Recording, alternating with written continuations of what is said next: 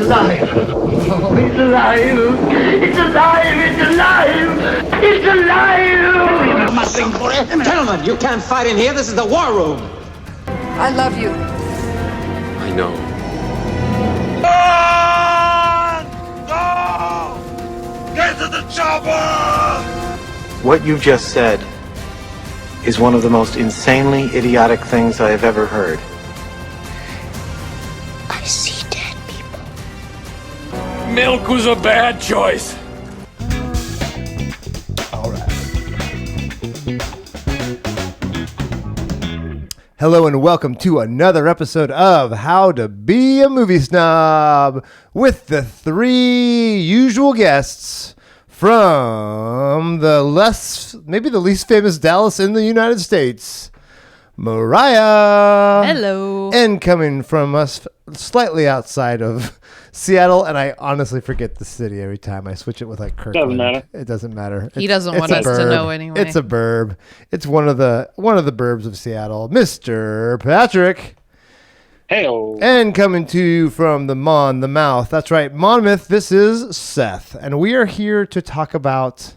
What are we going to talk about, guys? A doozy. It's a doozy. It's a doozy. Always a doozy. We're talking about the Japanese classic Tokyo Story. Now we got a new thing we're starting out with. We're starting out with the hot takes. Are we ready, team? On the hot take. Yeah. Okay. Cold brews and hot takes. Cold brews and hot takes. Oh, we got a catchphrase, folks. And this will be our last episode of our first season. So thank you, everyone, for listening. It's been quite the ride, guys. Yeah. 22. We really did it. We really did it. Exactly how we planned to end a season on 22 episodes. We put a lot of thought into which one we were going to finish with. I'm not going to lie. I almost stopped at 21 just so I could say the drinking age is 21. So that would have been kind of, I know. I still can. Like I still can. A classic season of like sitcom television is 22 episodes. Yeah, 22, 24. Yeah, exactly right. So, Pat, do you want to start us off with your hot take on Tokyo Story? Yeah, it's not so much a take about the movie, but about what the movie made me realize is that we're all bad children and parents. Welcome to just the depressing reality. That's awesome. Yeah. Super great. Yeah. Hot take. Just sort of highlighted. Everyone's terrible. Just disappointing. Everyone. We're all just disappointing to each other. Not only is life disappointing, and that's the way it is. You're disappointing. That's a good one, Pat. Thanks for that bright spot. Well, Mariah, you gonna cheer us up on this one? I'll ride on the coattails of that and say, however, we did better than these guys. As long as you compare. I hope history looks back and says, you know who did better than the kids from Tokyo Story? Us. Oh my gosh! At least you could compare it to worse people. This is a terrible movie. I'm feeling different about this altogether. My hot take is this is better than Seven Samurai. What? Yeah. Oh no. Oh yes. Okay, that's my hot take. Okay, let's get into it. We have a movie called Tokyo Story, and it takes place in, that's right, Tokyo, but not only in Tokyo. It takes place in another town, which I totally forget the name of the other town. No. Onomichi. Onomichi. Nice work. So, our next section, sponsored by No One. That's right, folks. Unsullied since episode 1. We have the summarizer, Miss Mariah, telling us the summary. Hello. Go for it. Oh, hi. Hi. This movie actually comes out at about the same time it was set. So that's exciting. That's kind of cool. Often we're not in the same time. No. Yeah, 1953. This is when Japanese cinema comes out to the world, kind of, around this time. So yeah, post World War II. That's what happened right before this. Just before you guys. Little shortly. Little skirmish. Yeah. I knew there was something. Jeez. Not a lot of street shots, though. So this couple. There were a couple though, and I was like taking note. I'm like, wow, that is the smallest I've ever seen Tokyo in my life. Oh my goodness. Anyways, yeah. We'll get. Anywho, this couple wants to go visit their family. They have one kid left at home. They leave her and go visit their other 2 children and spouses and one spouse of son that passed away. Yeah.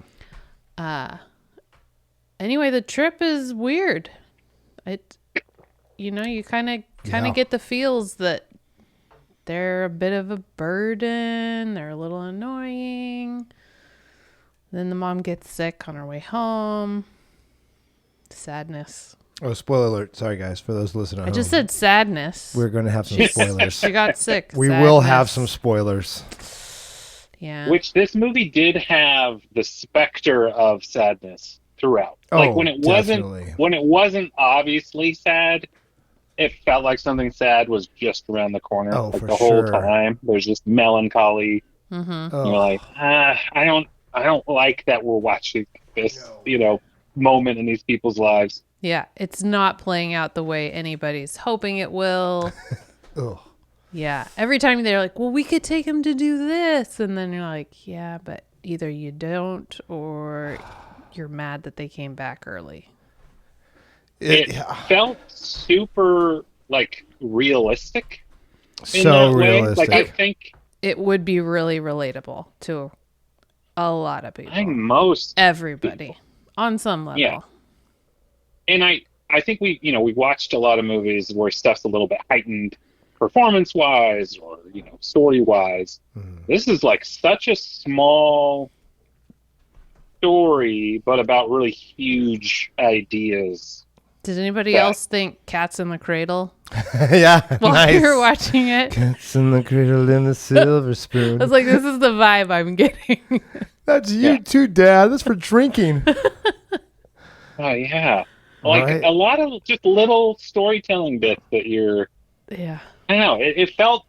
It felt genuine in how everything kind of played out in just a very depressing way. Mm-hmm.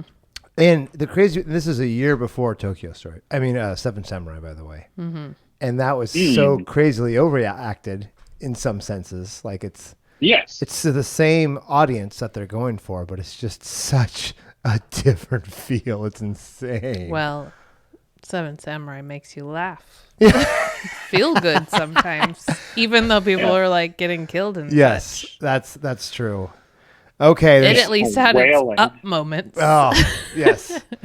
Okay, there's several ways I want to go with this. I want to start with the director, Ozu. 2 Japanese, they said. I loved it because of how Japanese it was. But let's talk about his background. Why is it that Japanese?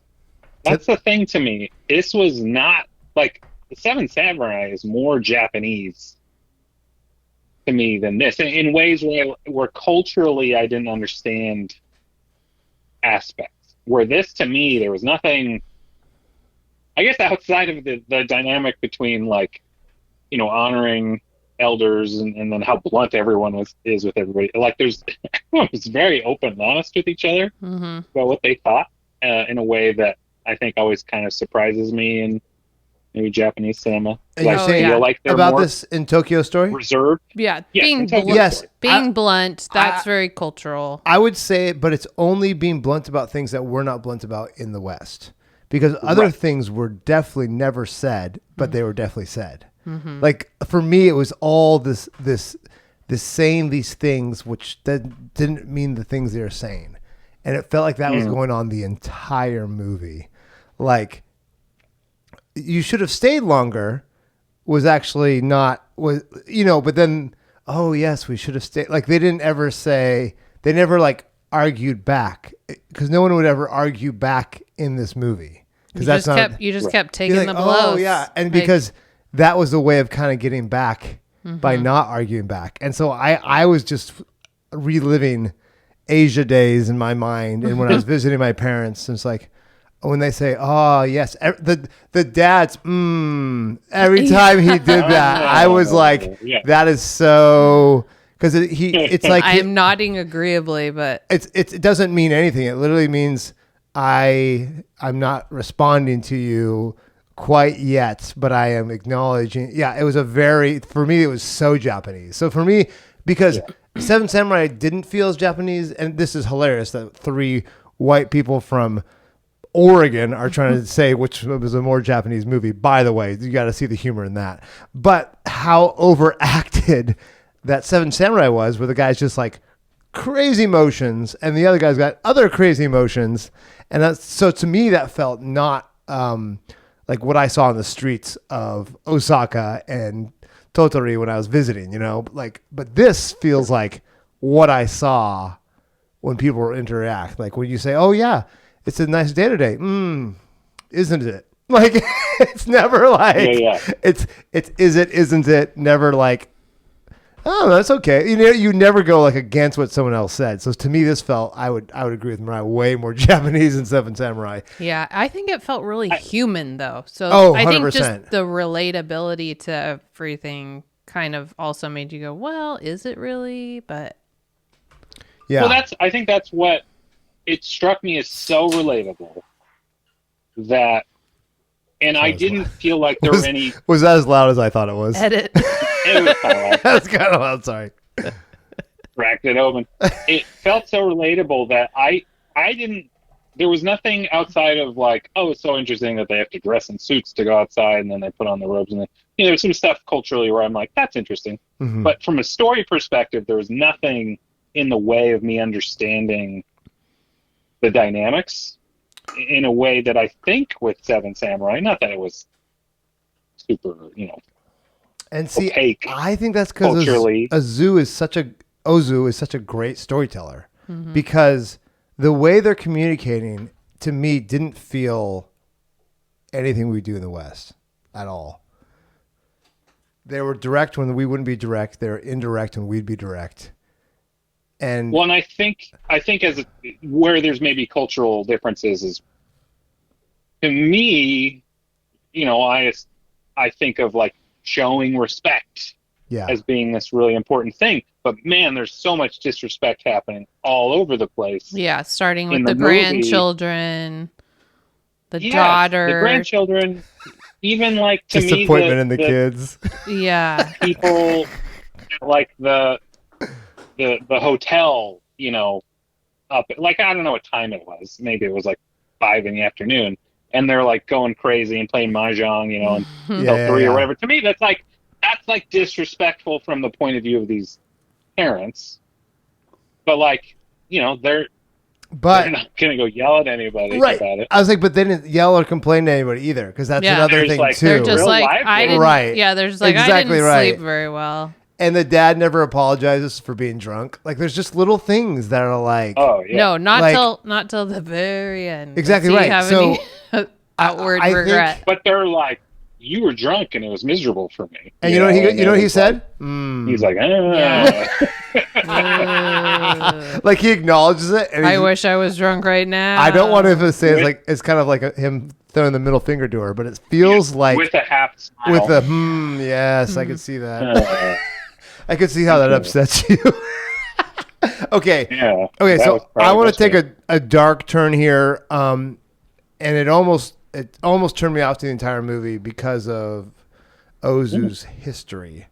He was in the war, and he was a chemical guy. So like he had like to give chemicals to like the people, and the part, and I think it's so I don't think he was there, but he was stationed in Nanjing, and if you know the history of World War II, there's the rape of Nanjing that happened, and if he was there, I'm like, I can't support this guy at all, because it's like saying you were there. It's like, well, it's also the same problem we have with German directors, right?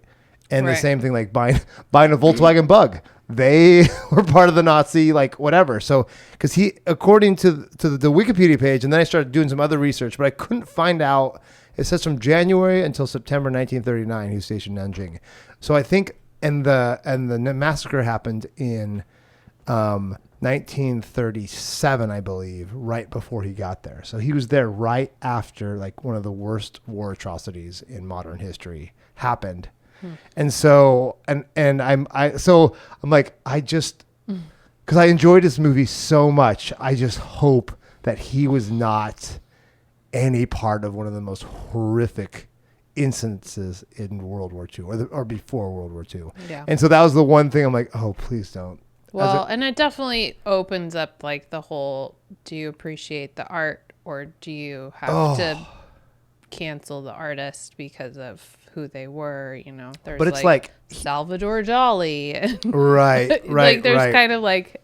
Ironically enough, he looks like Salvador Dali in this picture. Does he not? The Wikipedia picture, he looks like Salvador Dali. That little thin mustache. I'm like, maybe it's just an evil mustache. Mustaches are evil. I knew it. It is. Anyway, so that was my one thing, and I can't find anything where it says like he was there.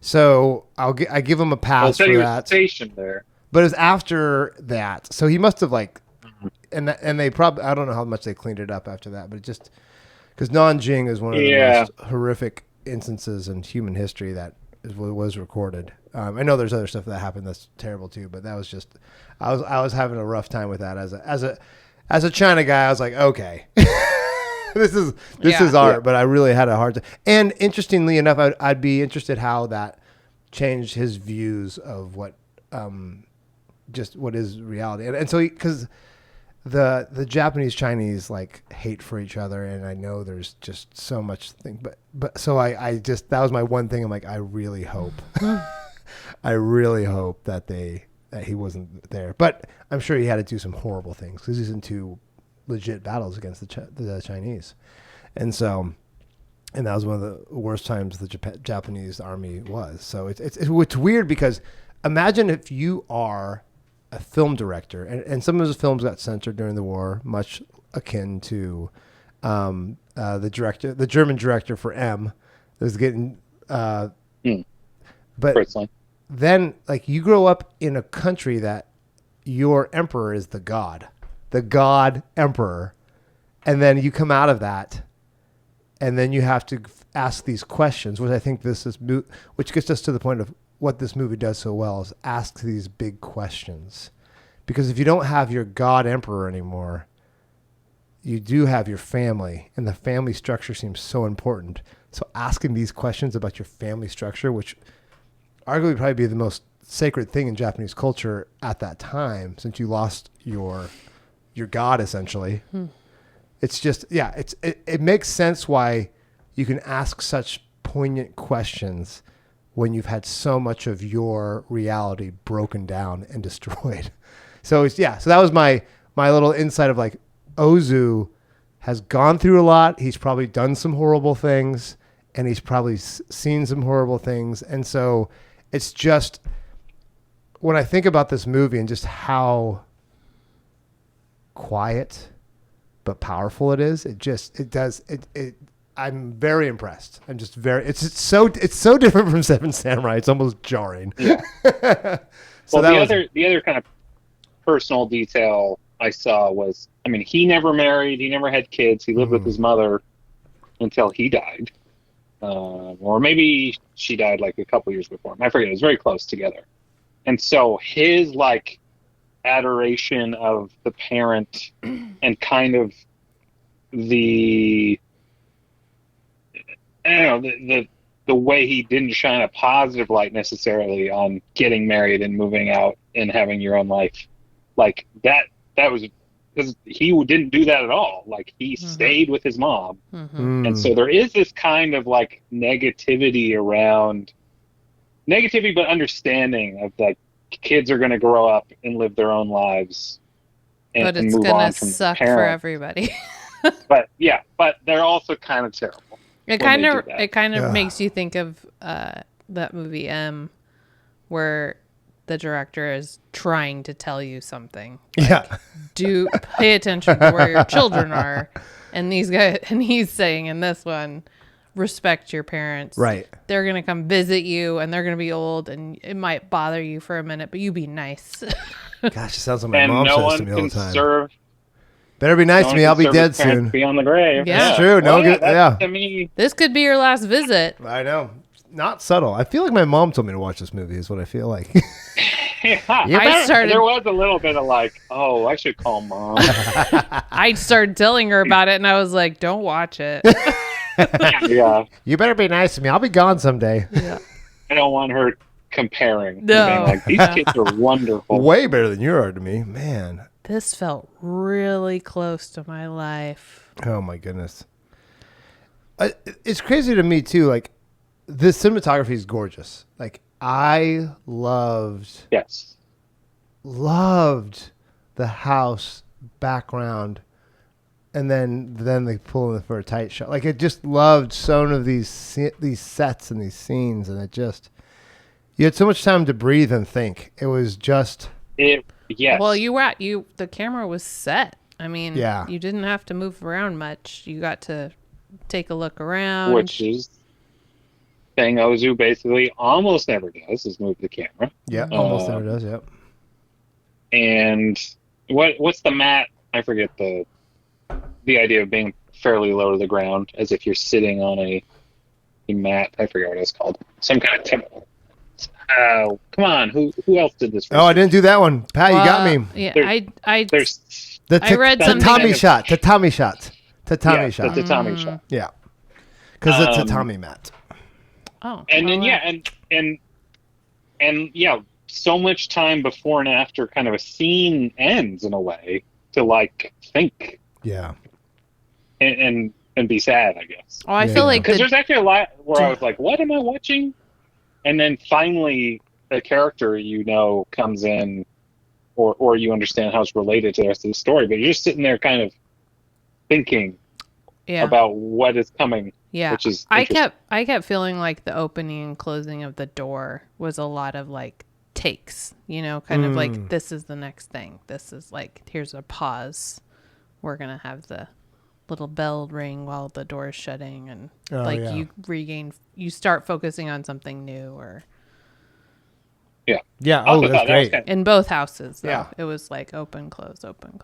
As a side cultural question, I thought, boy, don't they have a bug problem? Break into and no, that's legit. I felt like because he was a doctor, that was like a bell on a door, because they had the little jingle slidey thing, like, hey, there's a new patient coming in. Mm-hmm. That kind of made sense. But there's a lot of like, why are you shutting this? There's holes, like there is no door. Yeah. There's a. I was like, they're gonna have all sorts of critters coming in. Yeah, that's what I kept thinking with that. Legit, actually. One of them actually did have like kind of a closed screen, and the other one had all the little squares. I was like, yeah, no, that's actually that's legit. Like, problematic. There's a lot of my parents' apartment in Japan definitely was not that warm, and it's a similar. Like, it's different now. Like, 70 years later when they lived in Japan, but it's not. It's the same similar style where they have just the doors sliding over, and it's not like, like when it's cold, it's cold. When it's hot, it's hot. So it is very. I'm sure it's different now for every location, but where they were living, it was very. I was like, yeah, that's not very good for the energy bill. It felt like the Koichi, the oldest son? I think so. The doctor. Anyway, like when he was talking about like taking the parents, and then he couldn't. Like, it was like the wife had to stay at the house in case people. I think in case patients showed up. I think she was having to be there. I kind of wonder if it was like for security. Like we never can leave the house empty, basically. Or that's an interesting thought. But then Noriko's apartment had like a door with a lock. Well, they also had kids. Really show you locking it. Yeah, it was interesting. Yeah, she's the only one that had any like privacy. Everyone else, it was just open and closed, strangers, neighbors. It was everybody come in. Yeah, the lady when they're in Onimichi, who kind of opens and closes the story of like, oh hey, I'm just gonna intrude on your life for a sec and say some real awful, kind of horrible stuff to you. You're gonna be real lonely now. Just wait, and he's like, it's coming. And he said, It was perfect. The dad I love so much. Yeah. I like the dad so much in this movie. The mom's obviously like the hero. And then of course, what's her name? Noriko. Noriko is like the savior figure. Like she's like the one who puts us all to shame as a human. But yet she's still, and you know the crazy part is, at the end is where it felt when she's like saying, "You don't know how bad I am." I kept waiting like for an American like an explanation. I killed your son or something, whatever. You know what I mean? Yeah. Like it was so ridiculous. Like she's just when I found out he was dead, I was with another man. Cheated. Right? Something like that. But it's just literally that was the way you do it in Japan. Like she will never accept the praise she's given, and I thought that was great, and I loved how, like, it was, and it was almost. I kept waiting for her to say something like, "You don't understand how much I loved your son," but she would never say it that bluntly. Never. What was it? She was talking to the other daughter at the end. When she was just so mad at her sister for she's already asking for clothes and then she just took off and she's getting so upset. She's like, life's really disappointing, isn't it? Like it was just kind of like, it was so great. Yeah. Just full of disappointment. And she said, smiling through all that stuff, no matter what. Yeah. Yeah. But again, like it's creepy in a way, but also it felt like this is how I'm supposed to deal with this stuff, and it's kind of matter of fact. And even though, I'm miserable at times, it's all fine. Yeah, like, it'll be you just said, "Oh, goody, I get to sleep in my dead son's bed."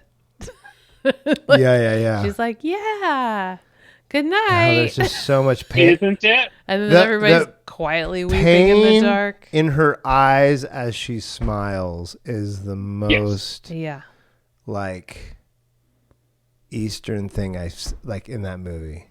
She's the yeah. It felt like at the beginning when it felt like to me she was being genuine. Like, no, I am happy. Like, it's not that bad because it kind of felt like that son wasn't the greatest husband. Well, and they basically said as much. Like he wasn't, so nice. He made your life hard. Yeah. Was he also then a drunk? I don't know. I thought maybe there was something to, like, she's just living an independent life and she's working and, like, she is satisfied. But then later, at the end, it is like, no, I am sad and I am lonely and I do want a change. But doing it with that smile still largely. And then you're like, oh, okay, how much was she lying to herself more effectively earlier? Or is that the expectation? Or, anyway, I thought that was all kind of interesting because I believed her, because again, maybe from the American mindset, it's like, no, I know people who are very happily independent and stuff, right? So it didn't seem like she wanted to get remarried. Yeah. I believed that, she was lonely, but I also believed that she genuinely wanted to spend time with the parents and she cared if they were having a good time and wanted to be like welcoming and generous even though she was busy.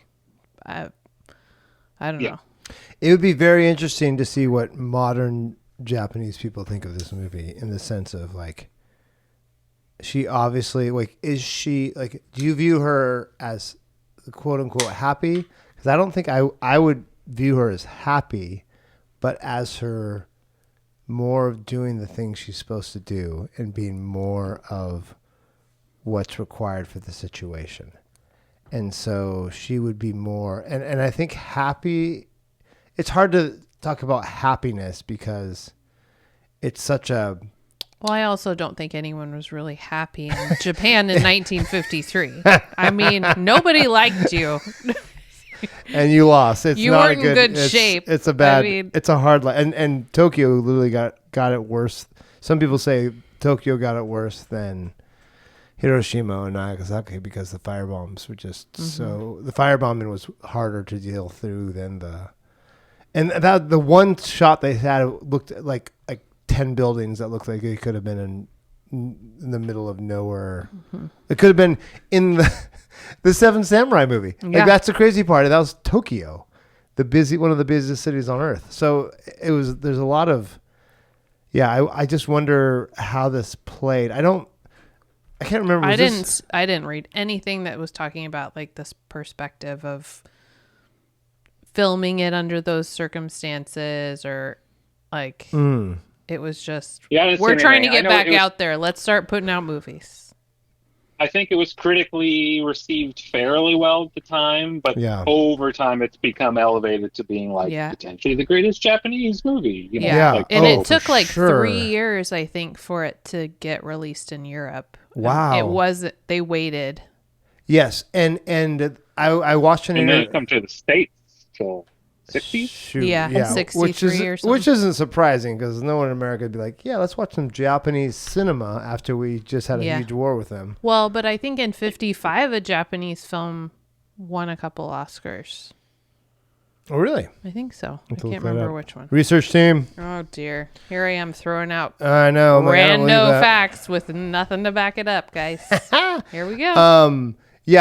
I was watching an interview and it was a British gentleman. Oh, I forget the filmmaker's name, but it's talking about when they first played it in England, and just how immediately they knew like this is amazing. Like this is so unlike anything we've seen, and it's just so good. Mm-hmm. So and same thing. Like I was so impressed there's moments in Seven Samurai I'm like, okay, this feels dated and like trying to overact or cheese it up. But during this movie, it felt so real all the time. It felt so like I understand what's going on, even though this is 70 years out of context and in a different language. I totally relate with this awkward family situation and parents feeling like they are no longer, oh my gosh, wanted or required. Like it's like a tale as old as time. That's just so good. And it just happens to take place post-war Japan in very Japanese ways. Research team got back to me. Okay, what you got? Rashomon in 1950. Best International Feature Film.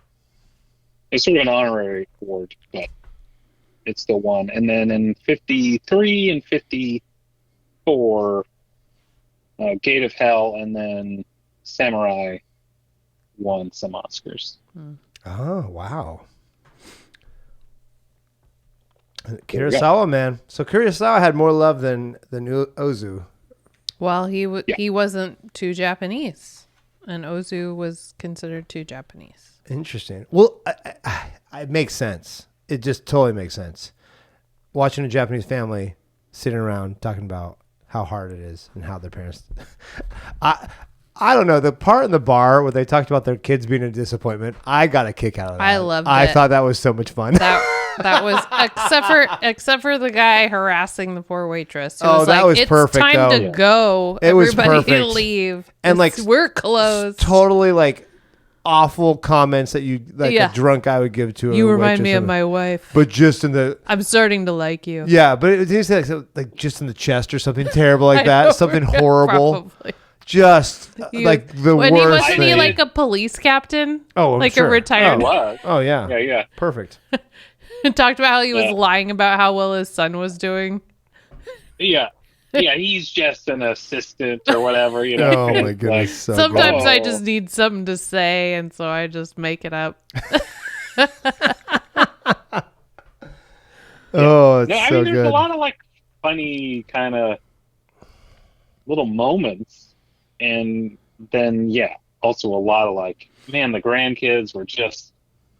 At least the older grandkid was terrible. That's great. I thought there was no discipline in this house. Like, so good. And that's the crazy part too. Like I'm surprised. Well, it's Japan for Japan. It's not like this was obviously made for Japanese eyes. Like it wasn't. They wouldn't put this out there for Americans at the time. Like, hey, our kids are little punks, just like your kids are. Like you know. So Yeah, I don't know. It's such a great insight. It feels like it feels like a treat to be able to feel the family drama of a 1950s Japanese family. Mm-hmm. And yeah, there's an essay written about just it. That would be so relatable. Yeah, mm-hmm. There's an essay written about it, and the guy that the title of the essay is called "Tokyo Story: Compassionate Detachment." I was like, that's pretty good. That's I liked good. it. Oh, yeah. So Ozu does this same thing throughout his whole career, and it's this slow, what do they call it? Where it just leaves time, and he also doesn't do the classic cut to one person, cut back to the other person. Mm-hmm. Because he's like, it's the same. There's no difference. You still get the same effect. And I just think that's so practical. Well, it is very economic filmmaking in a lot of ways. He does one meticulous setup, and he likes his framing. And there's actually kind of an interesting mix of like voyeuristic shots, like seeing through kind of a doorway into another room, seeing these people talking. And then with like straight looking down the barrel shots when, there's these more intimate scenes. There's this kind of interesting, like... They do, where they're looking at the camera while they're talking. Noriko. You all the way in. Yeah. Noriko especially. Yeah, for sure. But yeah, it didn't seem... It just felt like he really knew what he wanted. And then he wasn't finding the movie in the edit, in a way. Like I think... Maybe other filmmakers do, like, let's shoot a bunch of coverage and stuff. It's like... Yeah, I kind of felt like, like, it made me think of, like, In the Mood for Love. Yeah. Sorry to bring it up. Yeah, it's the opposite. I mean, it's all artistic. It's all, like... Exactly right. There must have been so much he cut. That's you, Wong Kar-wai. Just shooting and then make it up at the end. Yeah. Come on, man. Yeah, like, I don't know. Let's take 3 years. Because I think this was written in about 3 months and shot in 4 months or something. So this is all done start to finish. Executed. Under a year. Yeah.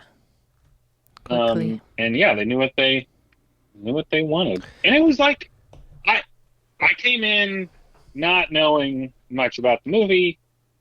And like, I did notice at the beginning, like, ooh, this is going slow, but then I came to appreciate how much room there was and the kind of intentional, not awkwardness, but just like leaving you hanging a little bit as an audience member to be like, what's going to happen? It added this strange tension because you felt like something should be happening.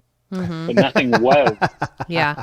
Well, and you spend the whole time kind of like, oh, I kind of despise these kids. They came all this way.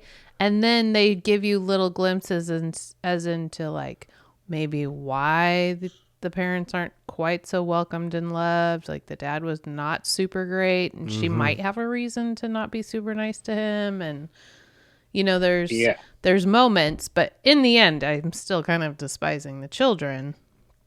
More than the parents. Well, but they also weren't ever like over the top evil, right? It was just kind of apathetic to them. Yeah. It was just like, no, they'll like, because I think in their own minds, like when they sent him to Atami, was that where it was? Mm-hmm. Yeah. The spa. Yeah, they're like, they'll like it. They'll have baths. There's a great view. Sure. It'll be great. Mm-hmm. Yeah. And I think, in the characters' minds, like that was a nice thing that they were doing. For sure. And of course, it was also selfish, but like, it wasn't like we're gonna beat our parents and like leave them out on the street. No, they just weren't considerate, and they didn't. And the daughter really came out the worst. The oldest daughter. I was saying, and that's Shige, right? Yeah, yeah. Shige is like she cried the hardest when the mom died, and then took her clothes and left. Very quickly. So I would say crying the hardest doesn't mean anything. No. Traditionally, because like I go back. Oh, I can cry pretty hard. We know this. Well, there is something about the requirement to cry for certain things, and Even like whaling. You go biblical examples where they're like, they actually paid whalers to cry for things, and so I unfortunately think that Shige is more of a show, and then I don't know. I mean, she obviously. It felt like it happened. It didn't feel like she was doing it for show when it happened. It's true. It's true. I'll agree with that. Yeah. Yeah. But I think it's a complicated dynamic where very much she resents her parents for whatever various ways for being a burden or whatever. Right. For her dad being a drunk. Yeah. It would have been better if dad died first. Right? Yeah, and he was just outside. I'm pretty sure he heard you. I'm pretty sure he heard that, yeah. Like, it's a paper screen that you just close. I could hear you. Yeah. Right here. I'm right here. Maybe way better if dad died first. Like, I mean, I give her credit for would have been nice. caring, but just expressing it in a really unhealthy... Oh, yeah. I'm not really trying to... You were real drunk. You were really fat, Mom. And, I'm so sad you're dead. I'd really like that scarf. Like, she was What's funny about the fat statements? Like, that's so... It's familiar. So normal. That was very familiar. Normal. Like, that's like... To me, yeah. Culturally, that sounded legit. Right on. Yeah. Because, honestly, that's like a way to... Like, I've had so many situations where... And this is in China, too. Where it's like, you've gotten fatter. Thailand, too. Thailand's the same. For sure. But it's like a way to say, I've noticed you. So it's like... It's kind of a diss, but it's also like, I also care about you. So it's like this weird back and forth of like... I'm paying attention, which means I care. Yeah, but it sounds like a total diss. For real, stop eating so much, Yeah. Briars. It's delicious. That was... This movie, I was surprised how well it picked up. And I agree with you, Pat. When I first started watching it, I was like, nah. It was a slow start, maybe. And the fact that I knew it was over 2 hours was I went into it going, oh no, this is over 2 hours. But then I don't know what the turning point was, but as soon as I got to like them going, something like when they went to the spa, I think it was for me, it was kind of like, oh, things are kind of. When the kids were like, what do we do with the parents? I was like, okay. Something about that was like I'm like, there's tension already. Yeah. And the way they answered and talked to each other, because the mom never said anything negative, but you definitely knew she was talking trash. Yes. Because I think the mom and Noriko were the most similar. Yeah.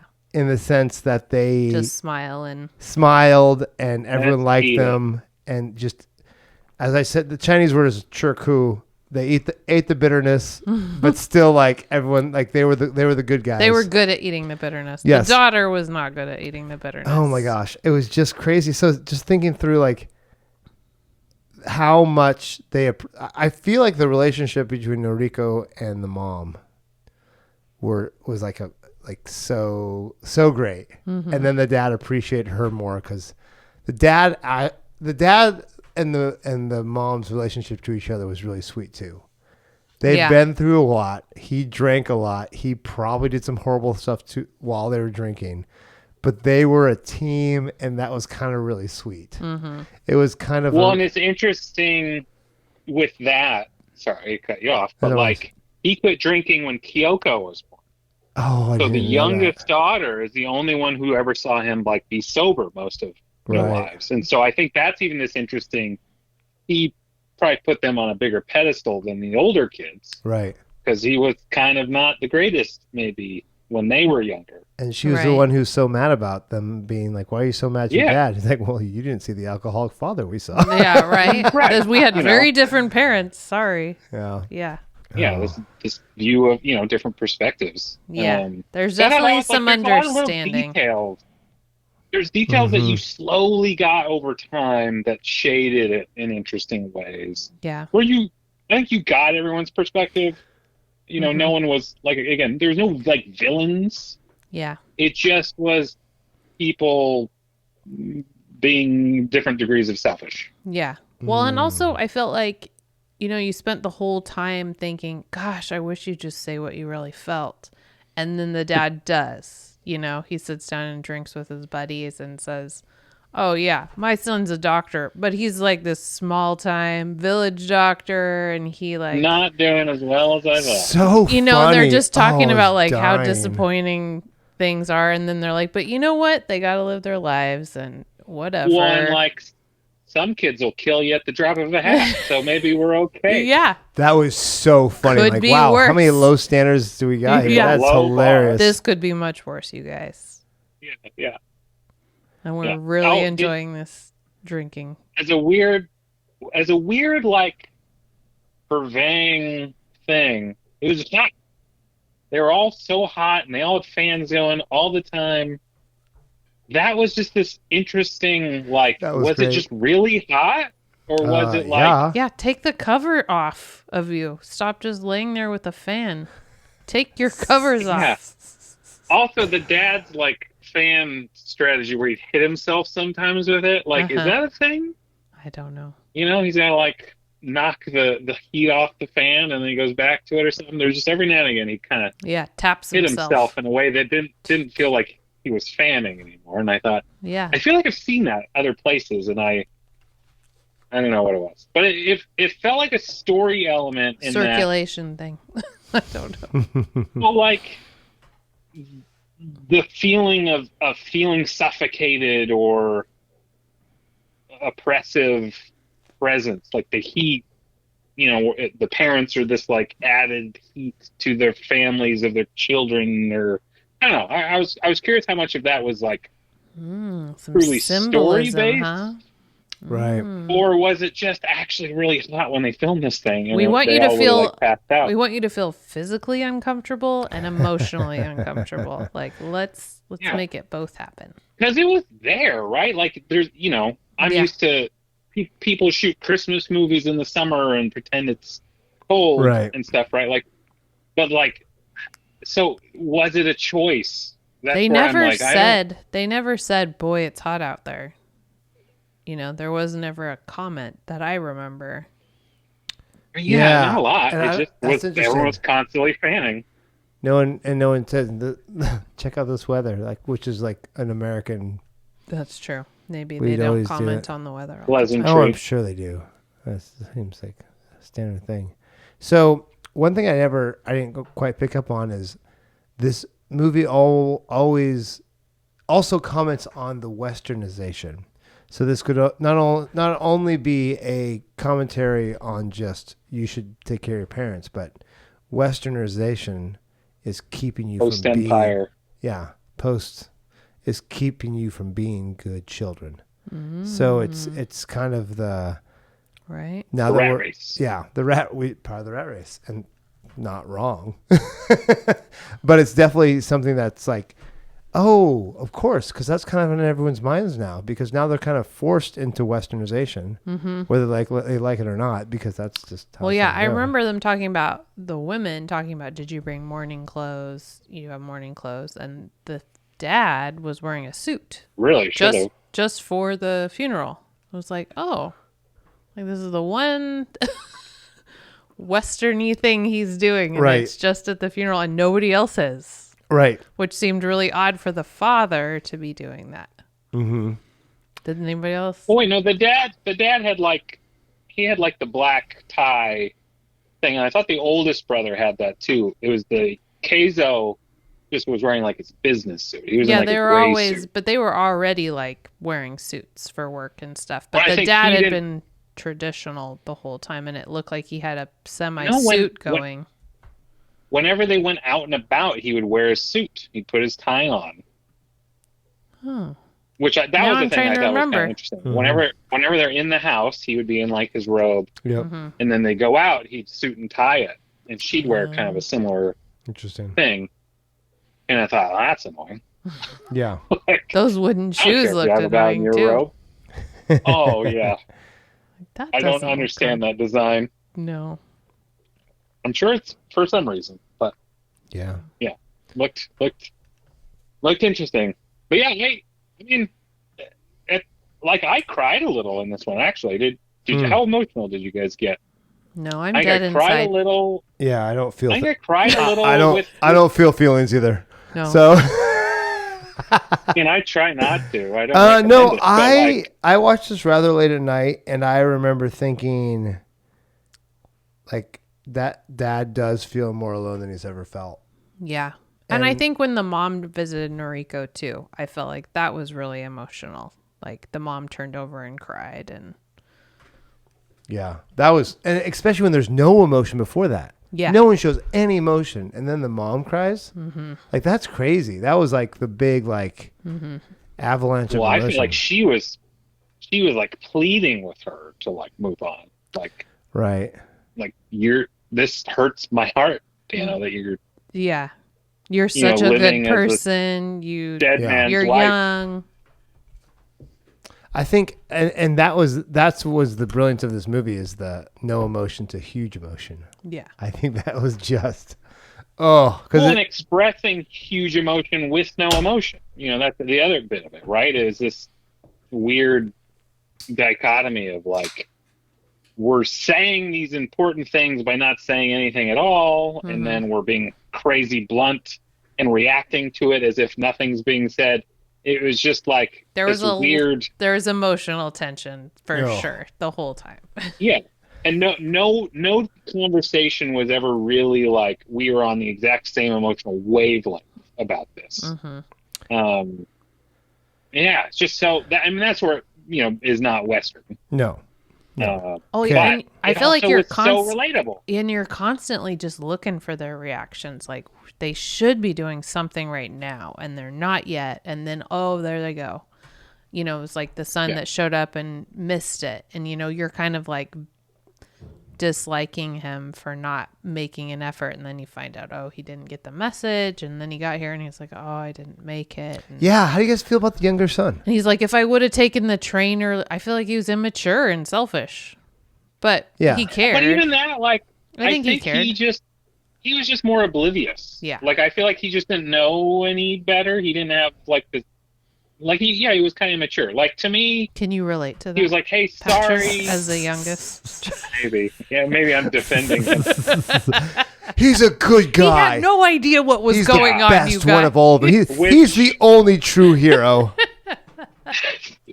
This is a real thing. Younger brothers sometimes just don't know what's going on.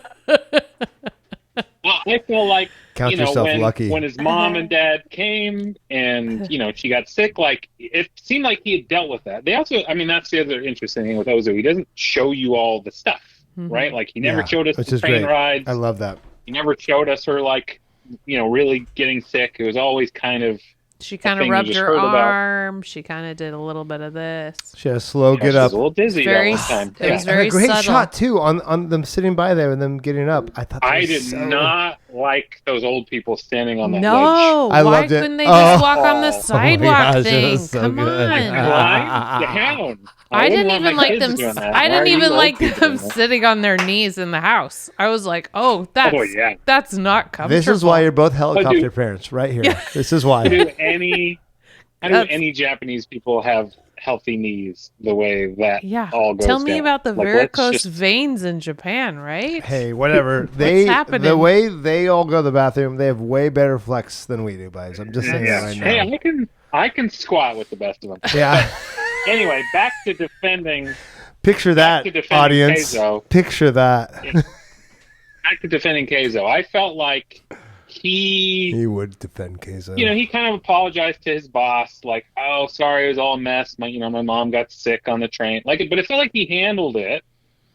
And then they were like, "Yeah, you can't care for your parents when you're dead. That's right. The grave or whatever, right?" That's right. You're right. And he was like, "Yeah, later. Totally."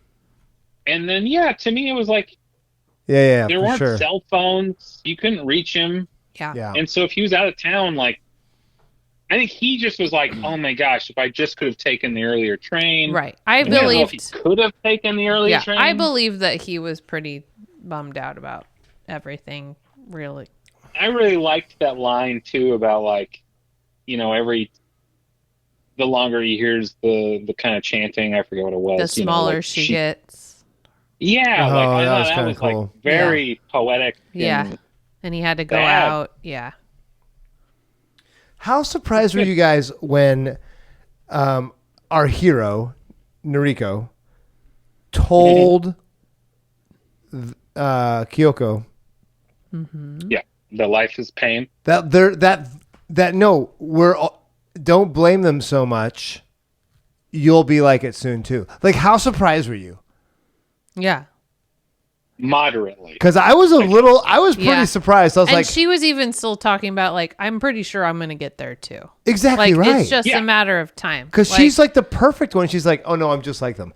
I thought that was or I'm going to be. It wasn't I'm about to be or something. Thought that was like, the I'm most. trying not to be. Right. We should all try not to be. Yeah. But it's going to happen. And I thought that was so such a humble response. I'm just so not used to it in today's culture. You know, that's like, I'm just as bad as everyone else. No one says that anymore. And this film literally has and it gives you kind of that. It gives you that reminder when you hang out with like those genuinely nice people where you're like, I really got to stop being so negative. And she's that person where I'm like, oh. Yeah, like humility. She shouldn't keep giving them a pass, but. Well, that's what I'm saying. I feel like what I love about this movie is that humility trumps all. And nothing beats humility. And that is, to me, the most poignant message of this movie. And maybe why I love it so much, because you can't beat someone who's humble. No. You just can't. And that is something that doesn't play in American culture ever, but it's so true. It doesn't play, frankly, even in Japanese culture. They can out humble each other, but she out humbles even like the fake humbleness by saying, I'm going to be just like them sometime soon too. I'm not any different than them. And I thought that was gut punch powerful. And that's why maybe I just loved it. Super depressing. I thought it was great. Yeah. But I mean, like, I thought she was like great, you know, right? Like, so it wasn't, I wasn't looking for like, what's wrong with Noriko? Like, where's the secret? Oh yeah, like, there's nothing wrong with her. Poisoned, you know, her. No. I was hoping. I was hoping something American. And felt like she's just so give me the nice, plot twist. you Come know? on. Oh, you're really. When she came to stay with me, I poisoned her, and that's why she got ending. ill on the way home. Yeah, I would have got away with it if it weren't for you darn kids. Yeah, I'm giving you a massage until I strangle you from behind. Right. Oh my goodness. Okay, so I got. When's the last time you gave your mother-in-law a massage? Yeah, never. Okay, let's moving on. Okay. Cut. Moving on. Did you know that this is possibly a remake? Yeah, I read that. It was kind of crazy. I don't know if I'm gonna watch it because it's just a little different because it's like takes place in the Depression. But honestly, Japan after the war, pretty big depression. Yeah, pretty similar. Mm-hmm. In the American movie, I heard about it. No interest in watching it. Yeah. I'm like mildly, but it's like a. Basically, like, they could never stay together because none of their kids could afford to have them both staying at the same time. So it's a little different that way. Yeah, different. Yeah. Emotional. But it still had that moment. Like, the moment when they had to separate. Oh, I was. Oh, my gosh. That was. By the way. That was. They even talked about, like, if we get lost. We won't city, find we'll each other. Yeah. What? Like, this is a legit fear we should have. This is Tokyo. Likely. Yeah. Oh I mean, they didn't seem to have a plan. Yeah, they didn't seem to have a plan either. Like, if we do get lost, let's go back to this one's house. Or just crazy. And then they just separated, and she's so forgetful. Yeah. You know, which was like also, is there like something going on in her brain? I almost, that was all the other like. Yeah, maybe. There were signs, she knew something, and she told her grandson, like, basically, I'm gonna die. Yeah. Or you become. Yeah, I'm never gonna see you become a doctor if you decide to do that. That was a sweet scene. I love that scene where she was saying, "Will I ever see?" Because he wasn't talking to the son. The grandson couldn't hear. Talking at him. It was talking. Yeah. It was. I assume it was like her inner monologue that was out loud, so we could hear her. Well, he wasn't listening Well, at yeah, all, he knew, or minding what he she knew said. something was up. Yeah, because I think. I think. Yeah, the distance was part of that. Well, I was just gonna say, I think that added to kind of her melancholy on the script. Like she knew something was going on innately. Huh. Like time was running out, and so if this is the last time I'm seeing everyone, you know, I wish it was better. Yeah. Yeah. You know, they didn't know that. It makes me think about this. Like, is Magnificent Seven a good movie? Yeah. Yeah. Yes. Is Tokyo Story is a better movie, arguably, than Make Way for Tomorrow, which none of us have heard of until we did research for this. Mm-hmm. But it just makes me realize, like, it's not about coming up with this thought that's so different than everything else, but it's really just telling your own story through influences. It's not. There really is something about having art change you and help tell your own story in a better way. And I think we're so afraid of stealing other people's work in this day and age that, like, it's kind of a refreshing thing that some of the greatest movies take influence from other movies, and that's just kind of how it's always going to be. So yeah, as someone who's always trying to create new things, like, oh, this is great, because you're really, when you quote unquote try to copy something, you're not going to copy it. It's like writing a new song. Oh, exactly right. I mean, how many times have we done mashups where they just find out that song is this other covers. song? Oh yeah, right. Like there's covers that you're like, oh my gosh, this is an entirely new song. Even though it's the same words, same chords. I think I'm a clone now. Like who would have thought that'd be so much better than I think I'm alone now? Like who would have thought? Yeah, I'm fat. That's a topic for another day. We should watch that movie. It's insanely good. It is so good. Oh, so this movie is amazing. I loved it so much more than I thought I would. Yeah. Well, how'd you guys feel about it? Also liked it more than I thought I would. I don't think I would put it above Seven Samurai though. Yeah, and see that's my hot take, because I think it's just such a different creature. Year before, it's not like anything else we've watched. It's not like much I've watched ever, to be honest. And maybe that's just because I don't watch these minimalistic films, because this is one of the definitions of minimalistic films, and it just leaves so much room for. And see, Pat, it felt so Japanese to me. Like, it felt, everything about it felt. Well, I think because you can equate it to your Japanese experience, right? And I can't, like, so to me, I'm able to connect a lot of my, experiential dots, so to speak, and so it didn't feel unobtainable, or I could understand it, so therefore it didn't feel foreign. Right. And it wasn't hard. It wasn't hard to get through. You weren't sitting there holding on to each and every subtitle, going, "Where are we here?" And the irony is, it felt so clear despite feeling so Japanese. When usually in Japan, when I'm having some trouble misunderstanding a situation, like it was so clear to anyone who watches it, which I thought was amazing storytelling. And I thought that was even better, because I'm like, I've been in situations in China and in Korea and Japan where it's like, the real message is long gone and we're just trying to figure out what happened. So yeah, I've offended so many people in Asian contexts, unfortunately, because I just didn't know. Yeah, literally, I'm like, oh well, I literally had one of my best friends in China say, "Stop saying thank you. We're friends. No one says thank you to a friend." And I'm like, oh gosh. And he had a couple drinks in him at that time, so he was like angry at me. He's like, the only reason he said that directly to me was because, And Seth never said thank you again. Never again. I just said, "You're welcome." Yeah, that's right. But this is. I think No, go.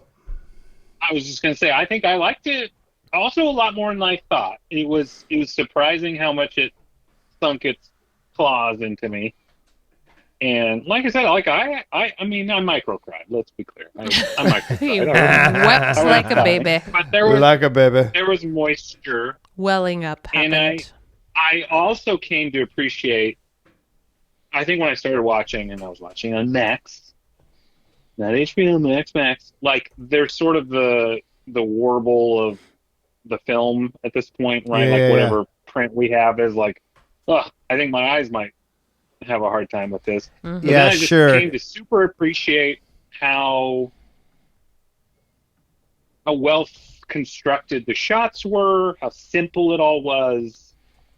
The framing of everyone was great, like the blocking, similar to Seven Samurai. Like there's so many shots of like 5 or 6 characters, and you knew where they all were and what they were doing. Like, It was just very clean and meticulous and interesting.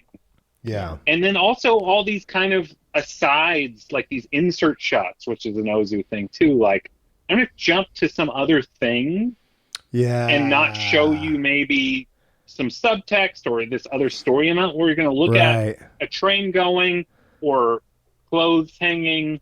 Mm-hmm. And then those we're going to move clothes on. hanging came up a couple of times. Yeah. Many times, yeah. Airing their laundry. Then you, something.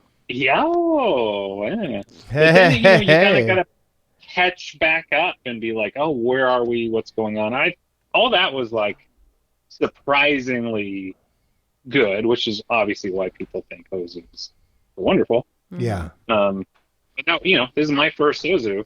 Yeah. Me too. And my first of the Noriko trilogy. There is a Noriko trilogy. It's the same actress. Oh, okay. And her name's Noriko multiple times. Yeah. But it's like late summer and early spring. And Yes, I think the dad which are her is the other same big movies that, guy. So anyway, the unofficial Noriko trilogy is a thing. I wouldn't mind seeing more from her. That would be good. Yeah, no, late spring She's great. and the She autumn didn't wanna afternoon. act. Yeah. I would like to see She those quit for sure. at some point. Everyone was really mad at her. Yeah. Like, I just did this to make money for my family, but I don't like it. Yeah. Like, oh. Tired of smiling at you guys. Yeah. Yeah. Okay. So I want to do 2 things here. Let's pick a drink, and then I want to talk about our top 10s if they've been changed from the movies we've watched.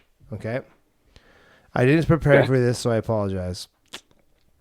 But I do want to talk about the best movies we've watched and movies that you think will make your top 10. So I am going to go for a step above Suntory whiskey, like the Hibiki whiskey, because it's just great. You got to go slow. You got to enjoy it. Like, there's nothing like this is a high end Japanese whiskey, and it's just to be savored, like maybe a 18-year or something. It's just so good, and not everyone's going to appreciate it. I get it, but if you like this sort of thing, man, it's so good. Okay, your turn. They drink a lot of sake. There you go. Not that I know a good sake, but yeah, I was thinking sake. Sake gets you into and out of trouble. Mostly into, yeah, I would say. Yeah, I don't know. I think it was. I don't have a good alcohol for this, but it felt approachable in a surprising way, right? Like someone goes, "You should have this crazy sounding alcohol," and you're like, "I don't know if I like that." And it's like, "No, it was very pleasant, easy to drink." I don't know what the alcohol is, but like, not an IPA. That would be not an IPA. Hey, be something. Guys, this is the smooth. first time that Pat has not gone with an IPA. Well, I think this movie is surprisingly approachable. Mm-hmm. Right? I wouldn't. I think it's relatable to anyone who wanted to watch it. Like, other than like, are you okay reading subtitles and seeing black and white? Yeah, like, unless you're else about completely illiterate. Yeah, you probably could if get you something are out so of this. not a movie snob. Yeah. Like it's easy. It goes down pretty easy. Sad, but easy. Yeah. Yeah, no, for sure. Okay. I double down on the sake. Yeah. Nothing in particular because it seems good. Yeah.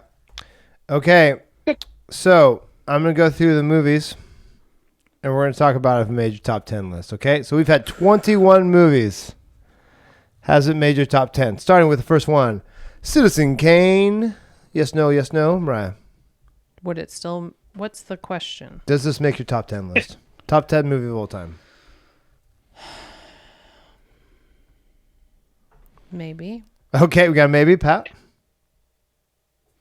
No. Okay, that's a no. I'm gonna say no, but I didn't rewatch it as recently as I'd say 15. I'd say top 15. Top 15. Okay, that's fine. That's fine. I'm gonna give it top 10 just cause. Okay. Barry Lyndon obviously is Mariah's number 1. Nope, rope. No, nope. Okay, no for all of us. It's a Wonderful Life. Top 10. No, not for me. No. Not for you. Okay. Seven Samurai. Top 10. Ooh, we got some maybes. I like that. I don't think it makes it, but I could argue. It's close, yeah. And it made my original top 10 list, but I don't think it makes my top 10 list now. I think still 15. Okay. Breathless. No. French New Wave, Pat? Didn't see it. Didn't see it. Oh, you weren't in our Breathless one. That's right. It was good. It was good. I was still just a guess. It was a good French New Wave thing. Maltese Falcon. No for me. No. I preferred Casablanca over that any day. Yeah. Nosferatu. No. Parasite. Parasite's legit. It's good. By the way, Parasite's legit. It's great. It's great, but not top 10. No, I don't think so. I think it's a great combination of so many good things. Mm-hmm. Yeah, exactly right. No. It's hard. It maybe in 10 years it'll be up there. M. Yeah. It was good. No, but so no, good. not Yeah, a it's just too hard for me. Yeah, I'm getting too snobby about my 10, I think. I think so, which is good. I'm not Rear gonna Window. let you win. Rear Window. Does it make your top 10? Is it even your top? Is it your number one Hitchcock even? It was in my top 10. Oh, it's not anymore. You don't think so? You think? Sure. Okay. Rear Window. Mariah. It's not my top Hitchcock. Is it your top Hitchcock? Mm-mm. Yeah. Okay. What's your top Hitchcock? What's your top Hitchcock? That's a good one. The Birds. Vertigo. North by Northwest. North by Northwest is a classic one. Psycho.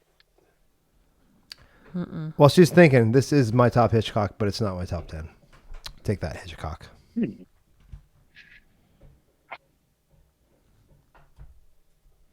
It was your top Hitchcock? Yeah, for Rear sure. Window? Just because it's so... Hitchcocky? Hitchcocky. I think North by Northwest I'd watch more. But, yeah. Okay, we can come back to you, Mariah. You ready? Almost. Okay. The Good, the Bad, and the Ugly, Pat, top 10. Again, I didn't watch it with you guys, and so I have I don't know, I was a teenager. I'll answer for you. I saw that. No, the answer is no. It's great, but it's not, I don't know, not top 10. Okay, Hitchcock, Mariah, back to you. Iconic. It's the music's iconic. It's insane. So good. Mariah, what are you doing? What are you doing, Mariah? Just make a decision. I'm looking at the list. Okay, There's a podcast. Oh, here we go. Fun for people to The General doesn't make your top 10, Pat. That's a good one. Oh, I hope it makes your top 10. Yes. That's great. That's great. The General doesn't make your top 10, Mariah? Yeah. Perfect. Also, I'm not bumping anything actually out of my top 10 as I'm making this. I'm just gut feeling top 10. I love this. That's perfect. We don't need real. We're not. Exactly right. Yeah. I don't think it makes the top 10 because you know why? City Lights makes my top 10, suckers. And the General's like really close behind It's it. real good. It's too. real good too. It's hard because If City Lights still with like more Metropolis. boxing scenes. For real. And For real. No, the General's so good. The boxing scene and the dance hall scene are maybe better. The General makes I don't know. They could fit in. That's fair. The General does make my top 5 Oregon movies of all time, though. movies from with Goonies and okay. I gotta hear so much anticipation, Mariah. What's your top Hitchcock? The one I've watched the most, which is weird for everybody. Marnie. Yes. Oh my gosh. But I really like. Sean. But for Hitchcocky, I think To Catch a Thief is probably real good for me. Didn't see that coming. See that coming. Okay. Yeah. Since we can't afford The Shining, The Shinin. Top 10. And then It's real good. It's real good. I'm not. I need a horror for my top 10, but I'm not going to pick The Shining. Nope. it wasn't. No, I don't think so. I do love it. Okay. Lost episode. Sorry, folks. This one never got aired. Technical difficulties. In the Mood for Love. Was that your top 10? Not my top 10, but it's it top would be 50 for me for sure. It would be top something because there's nothing like shot it. Movies. There's nothing like In the Mood for Love. It was cool. I appreciate so much about it. Movie. Yeah, maybe top It's 20. like a big experimental kind of like. It's very is this a fun. movie? It's very fun. The costumes, the rain scene. All Just right. good stuff. All right, let's get to John Wayne. The Searchers, top 10. No. Pat? No, but man, it's gorgeous. It's gorgeous. I was sharing screenshots with our art director right after watching that. I was like, Oh, dude. Right? For real. Yes, Like, yes. I think, so that one has our most views on YouTube, and I literally think it's because of the cover art. Because the cover art is John Wayne and this gorgeous It's blue sky. Like, it's amazing. it's just, it's eye candy. It's just eye candy. It's Yeah. just gorgeous. I've got Quiet Man's the best John Wayne I've ever seen. Oh, my goodness. Still in the Quiet Man. Okay, we'll watch that Or sometime. Lady Takes a Chance. Or Horse Oh, Soldiers. my gosh. Here we go. Or Okay, let's slow down. there's We're moving on here, folks. Sorry. Down a dark, I've seen dark too many. John Wayne hole. seen too many. You can quote me on that one. Blue Velvet, top 10. No, Not but I even really close. I enjoyed Ugh. getting to watch it though. It It was weird as heck. It was weird as heck. Oh yeah. Are we watching Dune? It was and the Dune? it was the lynchiest. It was the lynchiest. Oh, It was. Are we gonna watch a Dune and the new Dune? Because that'd be hilarious. Dune double feature. Double A feature. Dune will be a triple feature soon. I hope Yeah. so. Ish. We should I probably just- wait for that. I'm on book 4 right now of the series, so I can already picture Timothée Chalamet in book 2, and I can already picture like who I'd cast for book 3 and 4. So no, I'm deep in the Dune. Nerd alert, guys. Nerd alert. Oh, I'm Nerd very alert. excited. That trailer is out. Oh my gosh, it's gonna be so good. Okay, A lot of good people. Singing in the Rain. By the way, guys, I gotta give you guys props. I've had more people talk to me about Singing in the Rain podcast because people are like, I was yelling at the podcast as they were listening to it. By the way, They did not like what we were saying. no, they loved it. Like Oh, good. they loved. Was it your comment, Pat, that Singing in the Rain is the best music for people who don't like music? Don't like good music. Yeah. Is this a musical question mark? One of the dance teachers at where I'm taking dance class is like, right? That's exactly right. And she's like screaming at the podcast as she's listening to it. So Maybe not mad a true props listener. on that hot take, That's Pat. good. Mad So props. good though. Not top 10 for me either. Raging Bull. Not top 10. Not top 10. I don't think so. No, because there's a better Scorsese. There's better boxing movies, as Pat pointed out. Tokyo Story does make my top 10. I'm just going to say it right now. Tokyo Story, Gasp. it rocked me in a way I didn't expect. It got me. And so where Seven Samurai, I'd have it above Seven Samurai. And it doesn't mean Seven Samurai is necessarily not in my top 10. No, I can see that. I think it's so relatable. Like, I'd have it could be Spirited Away above more this. personal. Oh, I skipped Spirited Away. Spirited Away also is on the list. Pat, is that your top 10? You Neither hater. one is top 10, but Spirited Away is By the better way, than Tokyo we Story in my got- opinion. That's fair. I have no problem with that, by the way. I got Thank you. no problem with Thank that. you. That's a perfectly snobby. Pat, let's talk about best animated movie for all three of us, and then we're going to take this podcast home because we're just dragging it on now.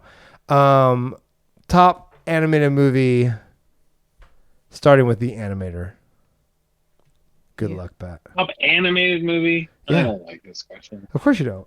This is like pinhole. Well, I had in my top 10, I Okay, had give me Toy top 10. Story more because it changed everything. of what it meant Yeah, for sure. than the movie per se.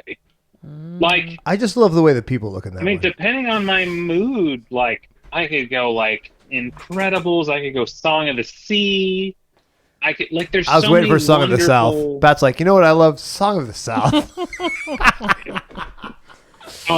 A little problematic. Zippity doo dah. Hey, it made a great ride. Great I ride, don't know about which is everything gone else. now. It's That's dead. Tiana's it's ride dead. now, guys. Rest in peace. Yeah. Not yet. I haven't gone back, so it's still No, Brer Rabbit. It's for me. gone. I was there. I didn't ride it, but I I was there. haven't been there, so it's still the same in Hey, my brain. Nothing has changed yet. Also, I mean, Into the Spider-Verse. I think there's another one you can That's put out there. that's there's- great. It just depends on Your the mood. day. And Okay. I could point you at something else. Well, Great. thanks for no answer from Patrick. Okay, Mariah, let's get a real answer here. Freaking politician over here. Well, it's a tough one. It's super tough because there's, appreciating the animation and there's emotional. Okay, let's go. Stuff. Appreciate the animation. Go first. Toy Story, probably. Boom. Love it. And emotional. Like Alice first in 3 minutes of Up. Wonderland or First 3 minutes of Up. That's legit. Lion King. Alice in Wonderland is in the same conversation as Lion King? It depends on what part of my life I watched That's it fair. in. That's fair. How many shrooms were you eating at You that don't time? No. Lion King was high school. And Alice in Wonderland, I was but a then child. You were going back through Legit. the catalog. No, that's Fantasia, you guys. That's Fantasia. No.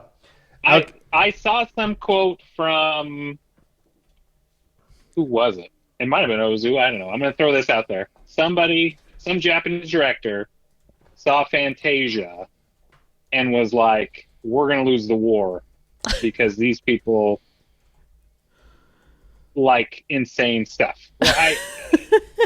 I apologize for how random that was. That was random. But I literally Random. found some We line cannot about cannot anticipate. Fantasia. Oh no. I I cannot don't know find what it that. is. That is a That's that a is fair rando. I think that's a fair assessment on his part though. It was basically These like, guys if- made oh, Fantasia. We can't trust them. I think it was like they like hardship or something, or they like complication. I think was actually the line, Yeah. Oh. and I was like, "What part of Fantasia are you talking about?" Mickey Mouse like dealing with magical broom? You know what it is? It's hippos dancing with ostriches successfully. That's probably what it is. Like but yeah, I think How that can was the how can they line. be ballerinas? This is nonsense. Might Oh be my Ozu. gosh. Okay. I will say Spirited Away is my snobby answer, but I can't deviate from Aladdin. It's during the Renaissance. But the one I keep going back to is the original Walt Disney animation, which is Snow White and the Seven Dwarfs. I can't pick one that's different than that because nothing changed the universe of animation more than that one did for movies. It's pretty good. So that's my snobby take on that one, though, guys. But for the heart, I mean, I go with Emperor's New Groove and Aladdin because they're super fun, and I can watch those 1,000 times. And Emperor's New Groove was like a mistake. Like they couldn't figure out how to make Sting work with. I agree. It was a mistake. It was a make that mistake movie, but awful. it was awesome. I loved Hated everything about it. Hated it. I even like the sequel. Kronk's New Groove was amazing. Oh my god. Patrick Warburton sneaking around, So singing funny. his own little high music. So was funny. How do you not like blah, Emperor's blah, New blah, Groove? And then Yzma played by Eartha Kitt. It's just brilliant. The Emperor's New Groove is one of the few movies where everyone who does the voices could literally play them in live action. Like, it's perfect. It's like John Goodman's the big guy. You know what other movie David I'm just Spade is the remembering? squirmy little I could king. argue animated from the heart. Please say Ferngully. Please say God, Ferngully. Care I Bears, loved the movie. Ferngully. No, Gummy- Charlotte's Web. Oh, good one. Horrible animation, but I Yeah. loved the movie. It was great. It was great. Debbie Reynolds, come on. Debbie Reynolds. I didn't even know that. She was Charlotte. Of course she was. All right, guys. This has been a great episode. Thank you for listening. This is the end of season 1. We're coming back to you next season with all new episodes and all not new whole new movies. cast of hosts. No, I'm and just no one kidding. here. Just You will kidding. not hear We've all from been any of fired. us. Oh, but it's been amazing. Take care, guys. Keep watching movies. And what are you guys going to be watching for the Barbie and Heimer movie weekend? Have you guys seen either one yet? We purchased. I have not. We purchased Mario Brothers movie, so we'll be rewatching that. That's 12 legit. times this week. We're gonna watch Trolls 2 on Monday, so that's about my movie watching experience. But I'm excited for Oppenheimer. I can't wait to watch it in IMAX. I'm not gonna watch that in regular theater, by the way. I am driving to the Very hour-away snobby. theater because I'm a snob now, Yeah. and I'm gonna watch it in IMAX because that's the way. People say to do that. They told me People to say do to it. do that. I think I might try and catch. They cloned Tyrone this weekend. On Ooh, that's a good one. That's a good one. Okay. She's fun, but yes, the Barbenheimer I gotta get. Yeah, Barbara Heimer looks like a good weekend. All right, guys, take care. Thanks, guys. Bye-bye. Bye-bye. Bye. Today's podcast is sponsored by Seth David Films. Looking for a luxury wedding videography company in the Salem, Portland, Eugene area? Look no further than Seth David Films. Their team of experts is dedicated to capturing your special day in stunning high-definition quality. With years of experience and an eye for detail, they will create a personalized wedding film that you'll cherish for a lifetime. From intimate elopements to grand celebrations, they offer a variety of packages to fit your needs and budget. Contact them today to learn more about their services and how they can make your wedding day unforgettable.